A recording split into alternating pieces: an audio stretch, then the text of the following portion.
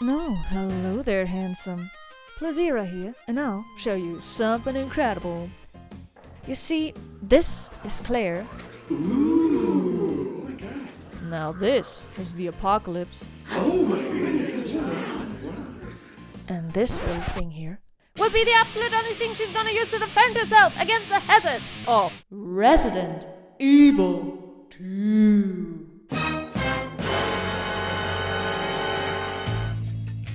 Yeah, you heard that right. No special weapons, no extra pistol, only the little revolver to fight against zombies, dogs, rubber dolls, toilet trash, vegetarians, and the entirety of Alpha Squad. So, where's the catch in this challenge? The SLS-60 is a mini firearm made for the lithe female body, which compensates a small scale with big power. There will always only be 5 slots for bullets, meaning every shot must be a hit. Later on, you can even fire high-caliber magnum rounds, but that won't help if the reloading time takes longer than Joe Biden freezes at a party dance, even with a speed loader equipped. Normally, Resident Evil gives you tons of big weaponry, but you can't tell me in all honesty that Claire can fit all these guns on her without stepping into non-PG rated territory. That's why today I'll answer the question of the questions. Is it about the size or the skill?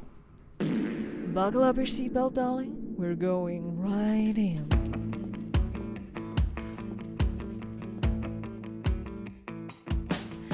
I was on my way for a night downtown, ready to mingle.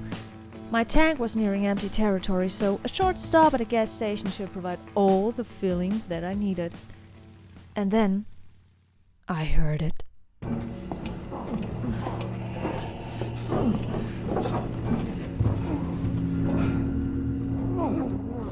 These fellas were already full at it.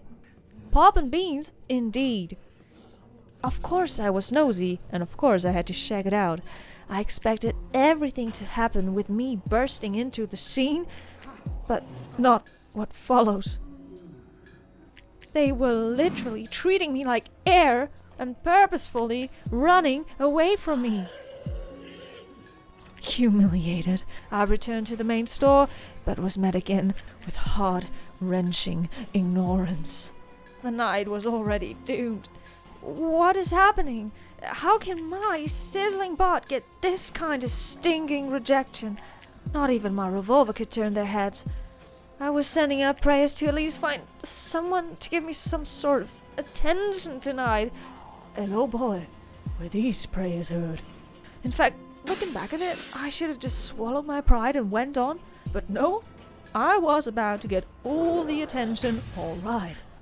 Bursting through the door came my knight in shining armor, Leon, S, standing for you-know-what, Kennedy.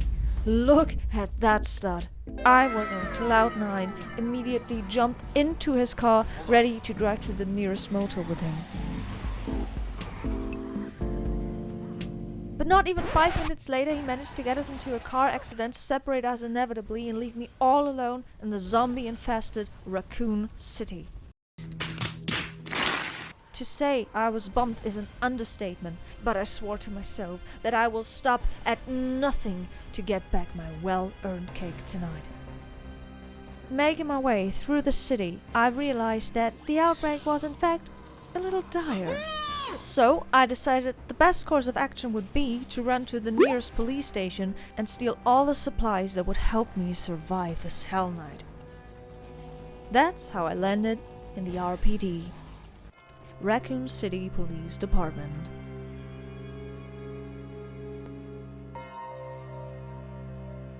Running through the dark hallways full of the undead, I saw that my wish for attention was truly becoming real in the worst possible way. I became the object of desire of every living, unliving thing. Everyone wanted a piece of me. Now my prey bit me back in the ass, but not in the way that I wanted. I was even forced to use some of my precious ammunition against these deadites in self-defense. So listen to me, my friend, when I say be careful what you wish for. While making my way through the station, however, I became the witness of another saucy happening. Look at them lovebirds. Damn, you guys, in the library of all places? You really live for the kick, huh?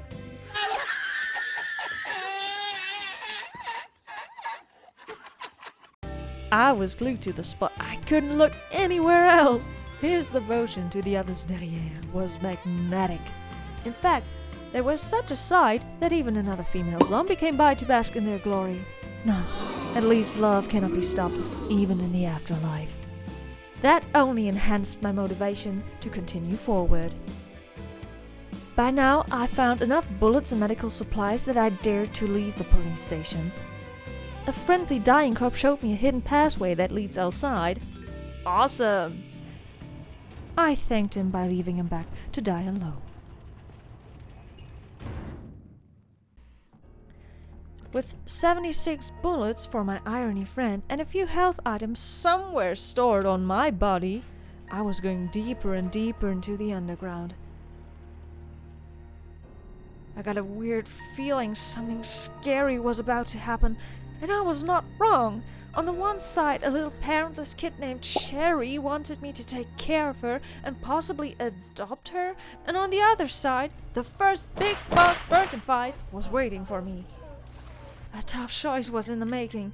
Will I take responsibility for the child and leave the underground as fast as I can without a single scratch? Or die a painful, underarmed death during the monster encounter? I never made a quicker decision. So, Birkin boss fight number 1 it was. I was starting up by lazily directing a few shots into his badly hidden weak point. That didn't really make the cut. His attempt at a caress failed thoroughly, which woke me up and put me in motion.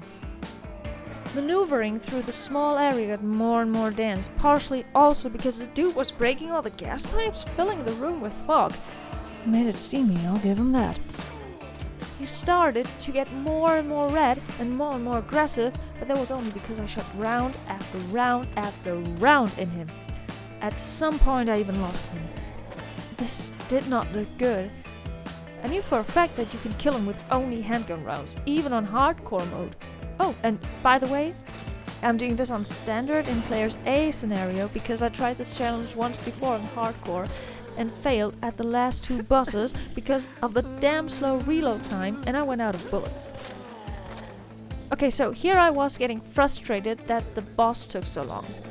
But come on, cut me some slack. How am I supposed to know how to navigate a big massive meat through tiny spaces? I am not a guy. But then, thankfully, 58 bullets later, the Wumbo Jumbo had enough and took a dive into the abyss.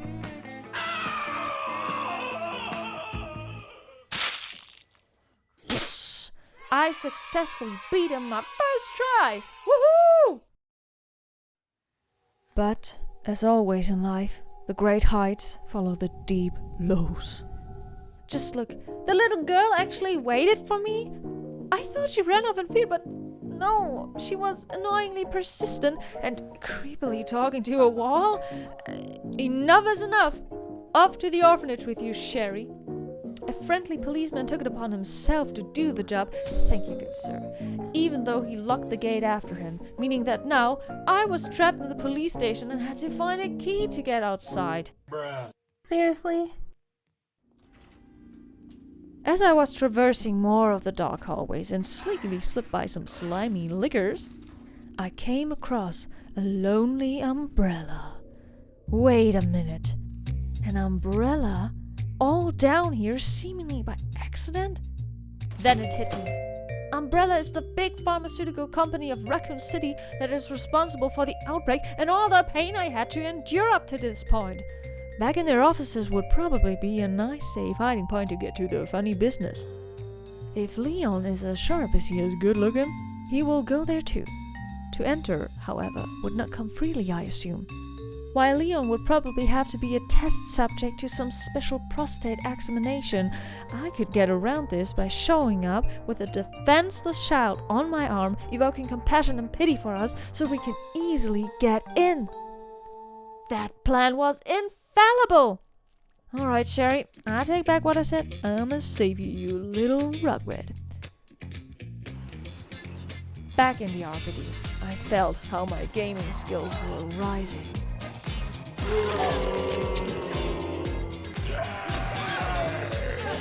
My son's a failure.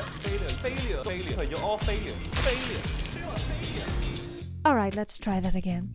Talented, brilliant, incredible, amazing, show-stopping, spectacular, never the same, totally unique, completely not ever been done before. I felt how my gaming skills were rising. Me and my revolver became a unit, a team for eternity. Until... Oh my god! Oh my god. Magic Mike coming extra for me. That was by far the biggest temptation of the night, but seriously, after everything that happened, I already promised myself to Leon and had other problems to deal with, so I kindly declined. But you wouldn't believe the absolute terror of his rage that followed. I ran, I hid, I was terrified.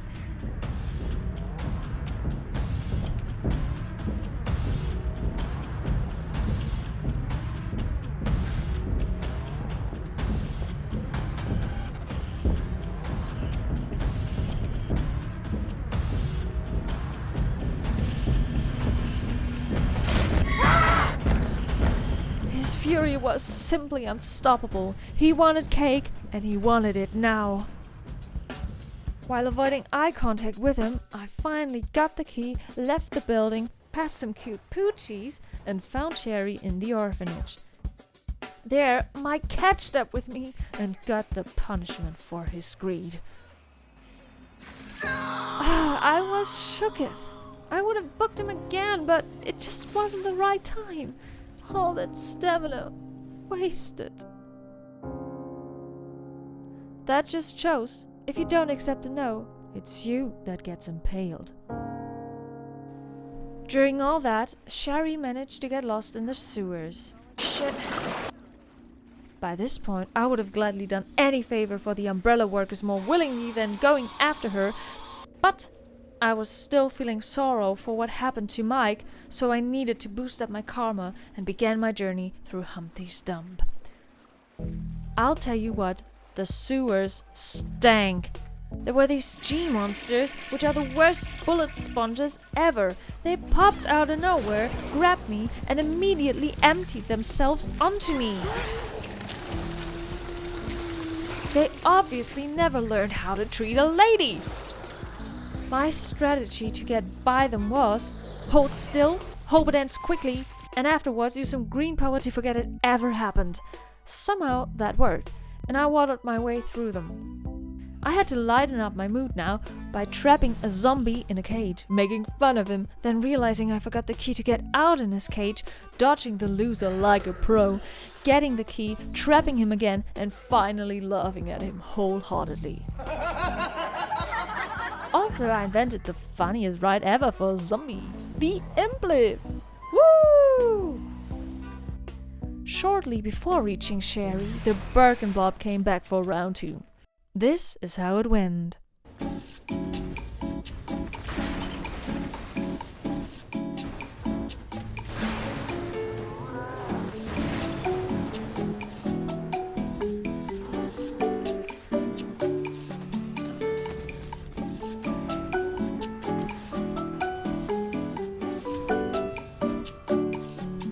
He was duck soup, and not even worth another bullet from my cute little revolver.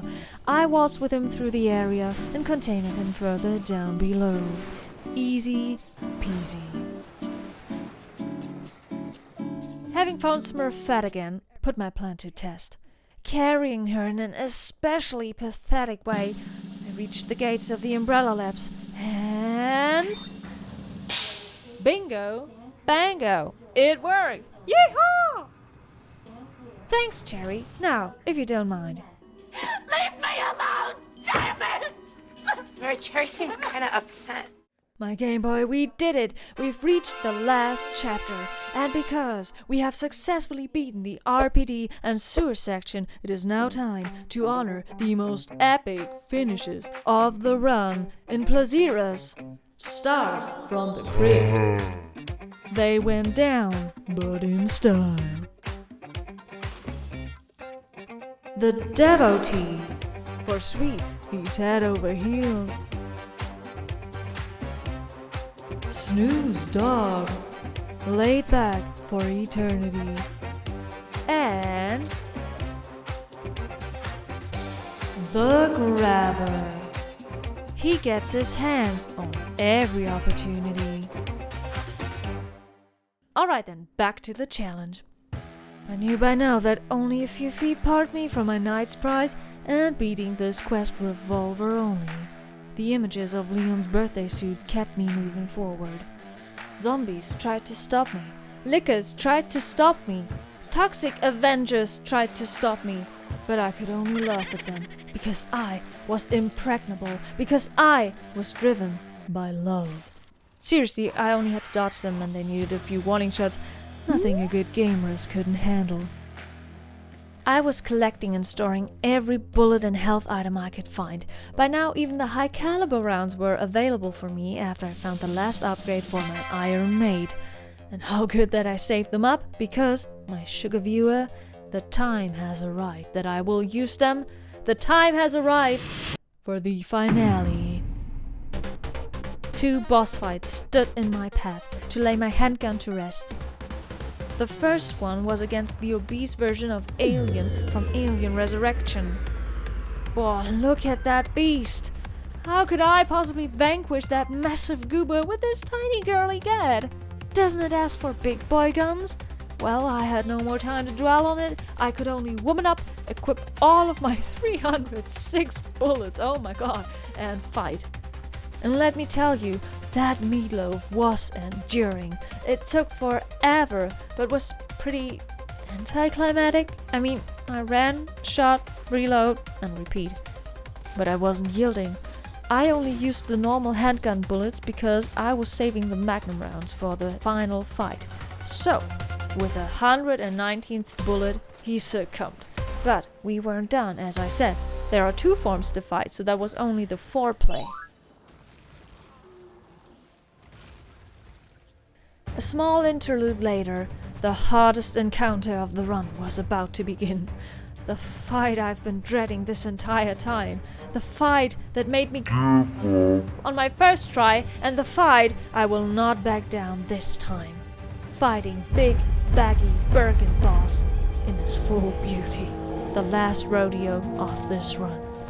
On my way to the arena, I recollected 253 normal revolver bullets and 14 magnum rounds. You might wonder why I equipped the minigun, and as I told you before, I tried this challenge before and miserably failed. That's why I thought, if it really is not possible, I just cave in. But I never once used it, so you can just ignore it.